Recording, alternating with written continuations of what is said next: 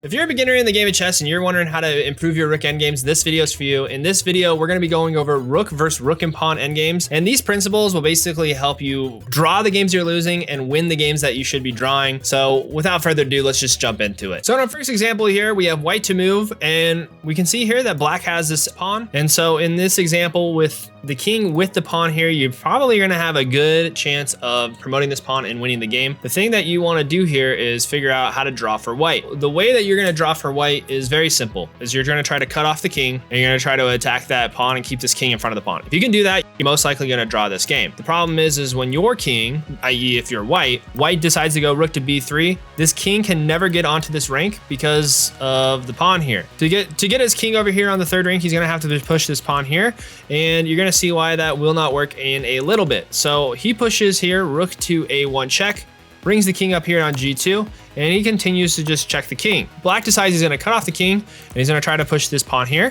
White's just playing waiting moves, knowing that he can't get this king here. And if he gets this king to the 6th rank here, black is going to win. And that's usually the thing that you have to know about Rook endgames, is preventing your opponent's king from getting to the 6th rank with this pawn. And so we're waiting for this pawn to come here before his next move.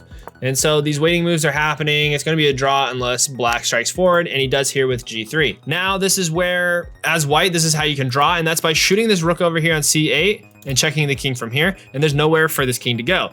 So if he tries pushing here on h3, white just throws an h8 check, and you can't attack it. And so the king can't leave this pawn without perpetual checks, and you're going to get a draw as white. Now if he starts to run away from the pawn, throw another check. And if he goes even further away from the pawn, well, it's too late now because you have the take here. And if the pawn is pushed here, you're going to take this pawn and you're going to win. So let's say that black decides to defend. You just bring the king up, and it looks like you're going to trade the pawn and the rook and get a draw pretty quick. He brings the king back, but it's not in time, and you get a draw as white. So that's the first thing you know about Rook versus Rook and Pawn endgames, is you want to cut off your opponent's king from helping that pawn promote, and also keeping it away from the 6th rank. And once it does finally try to break through, try to get a perpetual check from there and get your king close to the pawn as possible. So now we're going to look here in this position, and black is to move, and this looks very similar to the position we just played. So how is white supposed to break through and promote his pawn? And what this position is, it's called the Lucena position. So the parts of this position are as follows. You as white, you're trying to keep this king away from the help of this pawn. If this king can get towards this pawn, it's going to be a draw. So you want to do your best to prevent this king from getting there. So in this game, black pushes over here to e7, and white does the only thing he can do to prevent black from drawing this game, and that's going rook to f2 here, completely stopping the king from getting on this file. And so the rook has to figure out how to stop this, because this king is coming over and getting to this rook. So black's rook checks the king here, and the king just moves in front of the pawn. If he checks again, you just move over here to h7, and the rook can't take here, and it can't check here on h7 here because you have the king here about to take the rook. So he brings the rook all the way back, and you just push this pawn up. This king cannot get here, and you're looking pretty. You just have to figure out how to get your king and this pawn in, and you're gonna win. The only problem with this position is the king's here, so this king can't escape here, and the rook's here, so the king can't come here. So you have to figure out how to get this king safe so that you can get this pawn promoted. And the rook is just playing waiting moves, waiting for that king to kind of push up and promote, which is what she does. And we get into this position here, pawn on g7. How can white get its pawn promoted? So the rook comes over here to h3, playing another waiting move, and the rook comes over here on the 4th rank. And this is very important in the Lucena position, is getting this rook over here on the 4th rank, which is called building the bridge. And I'll show you what that is in a second. So the rook comes over here on h1, and you go rook to e4 check. And the king can come here, and you can check him, and you can go perpetual. But what it does is you're going to get this king over here on f1, and there's going to be really hard to stop the promotion of the pawn. So the king comes back here, looking to promote this pawn. So what is black's rook to do is other than to just check. And you just move your king here, and do not move here right away because you're going to drop your pawn.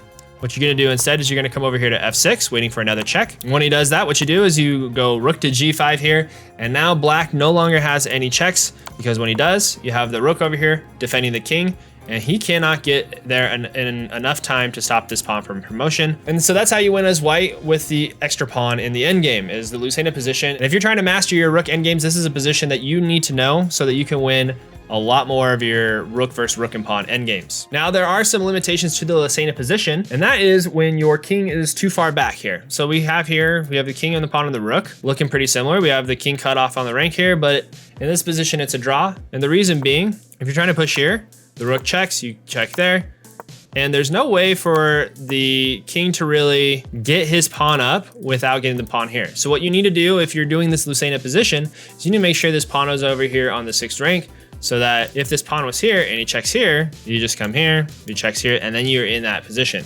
But if this pawn is on the 4th rank and behind, it's going to be nothing but a draw. However, if your pawn is on the 4th rank, you're in a kind of Lucena-like position, there is a way that you can win, and that is if the king is too far away from the pawn. So we can see here in this position, white has the extra pawn, and it's white's turn to move. And what they do is go rook to e1. So now this king is 3 files away from the pawn.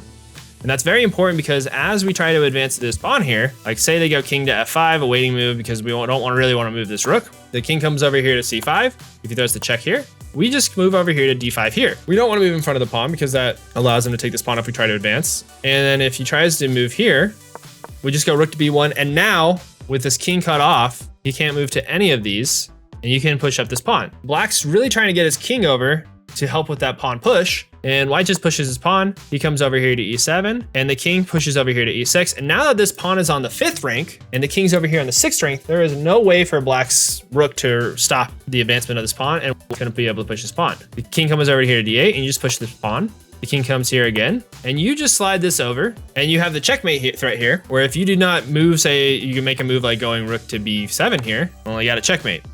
So the only thing for white to do is move here, you go here, he comes here, and you win the rook, and you're winning this game. So that's one thing to note. The Lucena position is if the king is within 3 files away from the pawn file, he's probably going to get a draw. But if he's further than 3, you just cut him off, and you're able to maneuver your king into a winning position. So that's how you win Rook versus Rook and Pawn endgames in a nutshell. If you master that position, you're gonna win a lot more Rook and Pawn endgames, especially at the lower levels. So if you like that video, please like and subscribe, and we will have our next endgames tutorial here, and we'll see you next time.